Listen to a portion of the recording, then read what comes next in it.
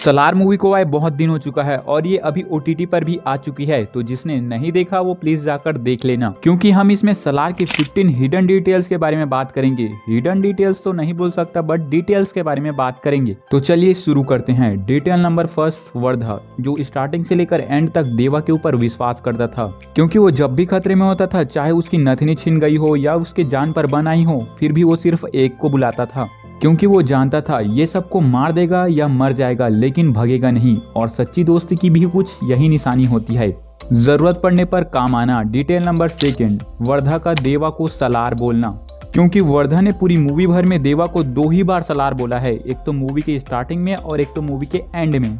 Detail number third, देवा का ताबीज। सेम ताबीज उसकी माँ का भी पहनना, और भारवा जो राजमन्नार का दमाद था उसने भी यही पहना था, और यही ताबीज ही सौर्यांग वंश की निशानी है। डिटेल नंबर 4, देवा का टैटू, जो खानसार का सील बन चुकी है, और वो सील किसी भी चीज में लगती है तो उसे वर्धा के अलावा कोई नहीं रोक सकता, क्योंकि वो खानसार का राजा है और उसे रोक देता है देवा, जो खानसार के नियम के विरुद्ध होता है, और उस नियम को ही देवा ही नहीं बनाया होता है। तो अब ये सवाल आता है कि उसकी सौर्यांग टीम भी है और उसने नियम वियम सभी उसी ने बनाए हैं, तो वो राजा क्यों नहीं बन जाता?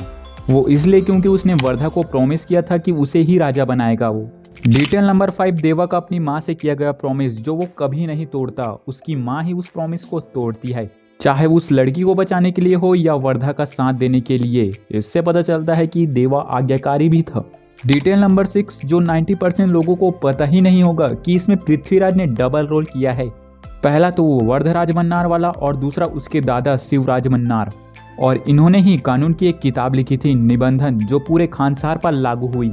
7th है राजमन्नार को भोला भाला समझने की गलती करना, क्योंकि इस बंदे ने भाई पूरे सौर्यांग वंश को नींद में ही मार डाला था, और इसी ने ही देवा के बाप धारा को मारा था, जो गद्दी का होने वाला वारिस था।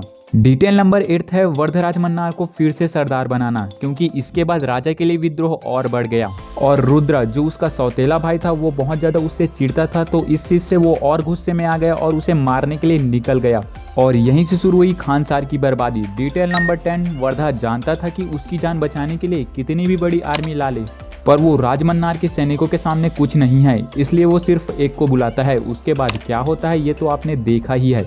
डिटेल नंबर 11, अपनी दोस्त की हालत समझना, क्योंकि वर्धराज मन्नार ने जब जब देवा को बुलाया है तो उसने देवा को अपनी प्रॉब्लम बताई ही नहीं है, जबकि देवा उसके फेस को देखकर ही समझ जाता था कि क्या प्रॉब्लम है। डिटेल नंबर 12, वर्धा का देवा को रोक ना पाना, क्योंकि उसकी नथनी जब रुद्रा ले लेता है तो वो अपने पहलवान को मारकर नथनी वापस ले लो कहता है, जहां वर्धा उसे रोकता ही रहता है, फिर भी नहीं रुकता, और देवा उसके पहलवान को मारता भी है और नथनी वापस भी लेता है। और इसीलिए ही जब देवा विष्णु को मार रहा होता है तब वर्धा वहां पास आंख बंद कर लेता है।